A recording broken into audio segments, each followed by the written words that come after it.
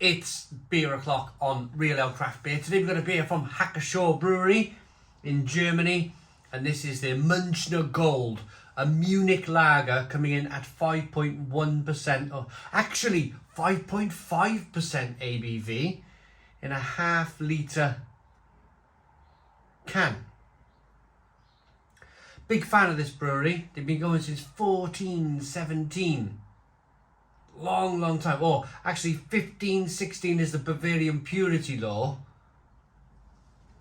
So they've been going before that. So 1417, it's a long time.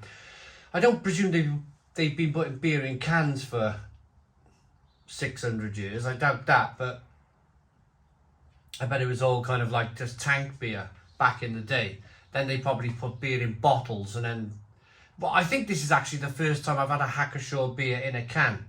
I'm looking forward to this one. Now, I picked this up myself. This was bought in my Cardiff bottle shop that I visit. I like to go there. It cost me £2.59. So it's a nice place on Whitchurch Road in Cardiff.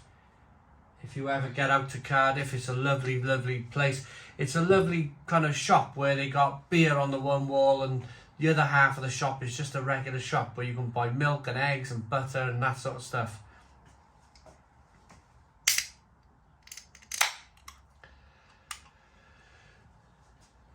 So, beer in the glass.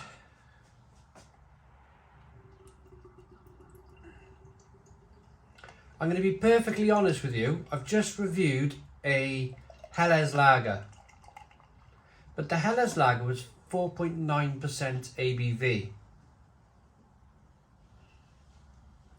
With this being 5.5% ABV, just using the ABV as a guide, I decided to leave this till after the Helles lager review. Now, Helles lager for me, it's not as hoppy as Pilsner, so my guess is that I haven't ruined my palate with the Helles lager.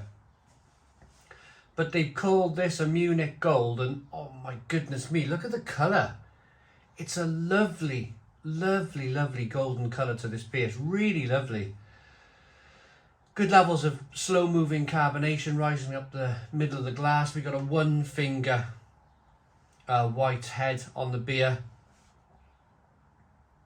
There's no sediment at all. It's a very clear looking beer.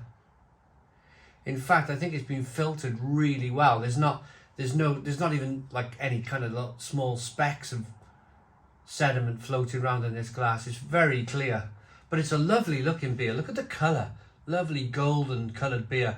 One finger white head. Let's get the aroma.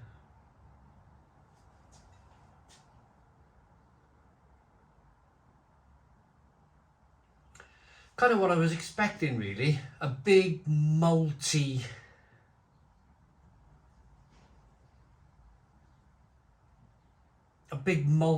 bready, biscuity aroma to it. Nice and hoppy on the back end. You've got that stinging nettle aroma coming through.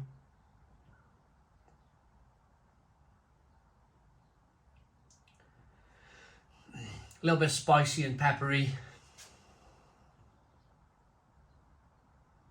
It smells terrific, it really does. Let's dive in. Cheers, everybody.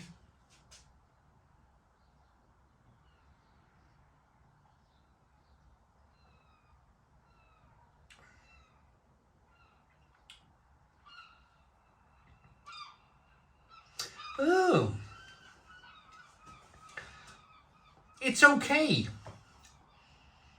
It's a nice beer. Let me get that out of the way. I almost went into that first taste underwhelmed, and it's not that I was underwhelmed.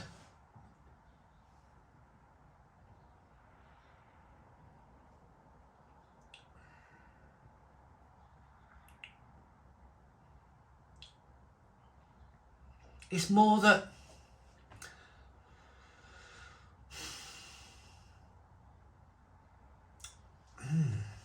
this is an interesting one.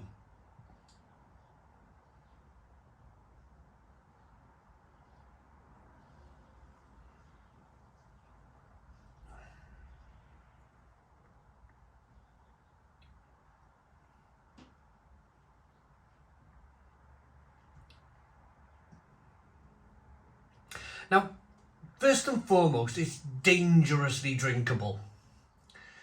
There's not a huge, although it smelled like the aroma was given off like it was going to be big and bready and malty.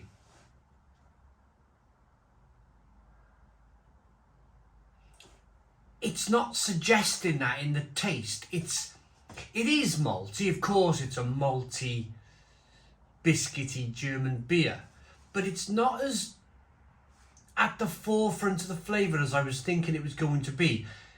The same with the hops.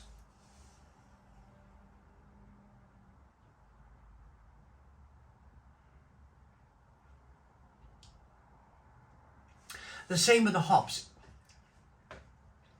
It is a stinging nettle flavour coming through. It's we'll talk about that in a moment, the Darwin Trio Life. It's a stinging nettle flavour coming through with a spicy, peppery, bitter finish on the back end. But to be honest with you,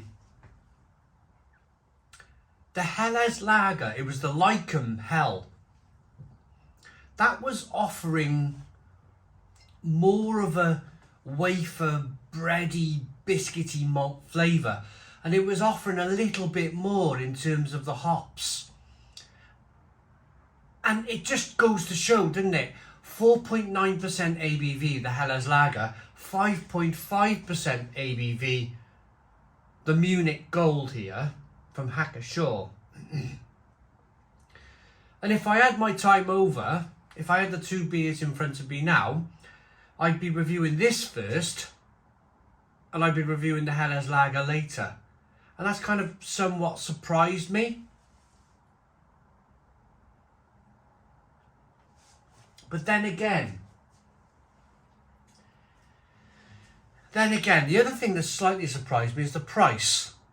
It's quite cheap, isn't it? £2.59 for an imported German lager.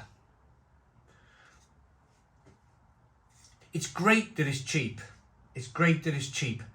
But the question is, why is it so cheap? Why is it £2.59?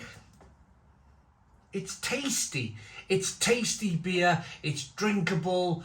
I could drink 4 or 5 of these cans. It's better than mass-produced lager. It's better than your Carling and your Fosters, your Stella Artois, your Bud Light. It's much better than that. But at the same time, I'm feeling a little bit underwhelmed. I'm feeling a little bit underwhelmed by it. And that's a shame, because normally with German beer, I'm jumping around my bar. I'm like, this is the most amazing thing ever. But I'm just not doing that today. I'm just not kind of on my toes, jumping around. It's just not quite getting me that excited, if that makes any sense. So I'll quickly touch on the Darwin Trio Life. So I mentioned stinging nettles in the taste earlier on. Years ago, certainly German brewers would have used stinging nettles in their beer because they hadn't come across hops yet. But when they did come across hops, they come across hops which had a very similar taste, that kind of stinging nettle taste. So the thing that they did, and of course for preservation, because to preserve the beer they would have used stinging nettles or hops, and they probably went down the road with hops. Now, fun fact, on the Darwin Tree of Life, hops and stinging nettles are cousins. They both branch off the same branch, and they kind of come off right at the end of the branch. It kind of branches off where you've got hops and stinging nettles. So they're cousins on the Darwin Tree of Life. So you're going to get that very similar taste to the beer, to the hops in the beer. So water, malted barley and hops are the ingredients in the beer. Yeah, slightly. I would have wanted to like this more than I have done. It's a bit of a shame.